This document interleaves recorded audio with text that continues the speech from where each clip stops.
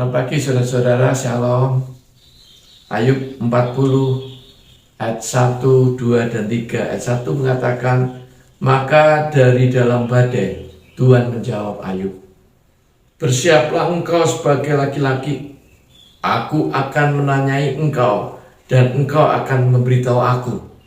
Apakah engkau hendak meniadakan pengadilanku, mempermasalahkan aku supaya engkau dapat membenarkan diri? Saudara, ayat ini adalah ayat satu perdebatan pergumulan yang Allah berikan kepada Ayub. Sebuah pertanyaan, kalau kita melihat bahasa Ibrani di sini terjemahnya bukan seperti yang saya baca tadi, tapi dia terjemahnya, maka Tuhan menjawab kepada Ayub dan berkata. Ada dua kata yang muncul, menjawab dan berkata.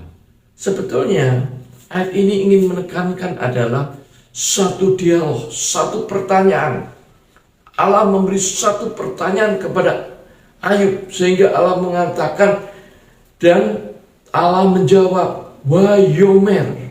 Yang satu lagi dikatakan dan berkata menggunakan kata Wa'ana. Meskipun teksnya Wayomer Wa'ana itu berbeda, tetapi di sini dia punya stem kal.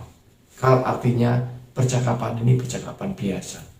Yang Allah juga bisa berkata kepada orang-orang lain, kepada diri kita, kepada semua orang yang bisa mendengarkan apa yang Allah katakan. Allah berkata bukan sekedar berkata, tapi Allah memberi sebuah pertanyaan yang harus dipikirkan oleh Ayub. Sebuah pertanyaan, sebuah tantangan, sebuah pergumulan yang harus Ayub jawab, Ayub simpulkan dan Ayub jawab. Dan seringkali, saudara, Allah melakukan seperti itu pada kita. Allah selalu bertanya. Allah bertanya selalu, apakah engkau hendak meniadakan pengadilanku, mempermasalahkan aku supaya engkau dapat membenarkan dirimu? Selalu Allah mempertanyakan. Dan pertanyaan ini adalah pertanyaan yang luar biasa. Kalau saudara mau membuka Alkitab, mau mencari kata Allah menjawab, hanya ada satu ini. Ayub 40 ayat 1 ini. Dan dikatakan pertanyaan ini adalah pertanyaan yang harus dijawab oleh Ayub. Dan pertanyaan ini harus dijawab oleh kita semua. Tuhan memberi pertanyaan. Tuhan memberi pertanyaan dalam hidup kita. Sehingga kadang-kala kita harus berpikir keras, dan memang kita berpikir dan kita harus mengambil kesimpulan dan harus menjawabnya. Karena ketika kita mengambil kesimpulan, sebetulnya itulah jawaban kita. Ketika kita menjawab, itulah kesimpulan kita. Jadi sebetulnya Allah memberi pertanyaan dan manusia tidak bisa menjawab akhirnya. Karena manusia akhirnya tidak bisa menjawab, maka sebetulnya Allah yang bisa menjawab. Dan Allah memberi jawaban. Dan ketika Allah memberi jawaban, manusia tidak mau mengerti. Tidak mau mengerti jawaban Allah. Sehingga manusia tidak bisa memahami apa yang dipikirkan oleh Allah. Dan itu terjadi pada kehidupan kita di dunia ini. Seringkali ada suatu kesenjangan yang jauh.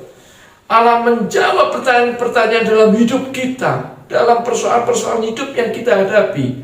Tetapi manusia tidak mengerti apa yang dimaksud oleh Allah. Maka di sini sudah terlihat jelas bahwa ada ketidaktahuan manusia.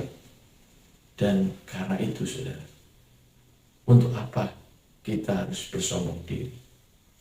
Untuk apa kita harus bangga terhadap diri kita? Oh, kita ini terbatas. Kita tidak mempunyai kekuatan yang hebat bisa menembus seperti apa yang dipikirkan Allah. Kita terbatas. Kita tidak mengerti banyak hal ketika Allah menanyakan sesuatu di dalam hidup kita. Karena itu, saudara, kita sadar bahwa kita ini manusia yang tidak sempurna. Dalam hidup ini, dalam masalah yang kita hadapi, dalam pekerjaan-pekerjaan yang kita rumit, terhadap masa depan yang akan kita raih atau kita jalani, kita tidak mengerti. Karena manusia terbatas. Karena itu, jangan sombong. jangan bermegah diri. Mintalah tolong kepada Allah.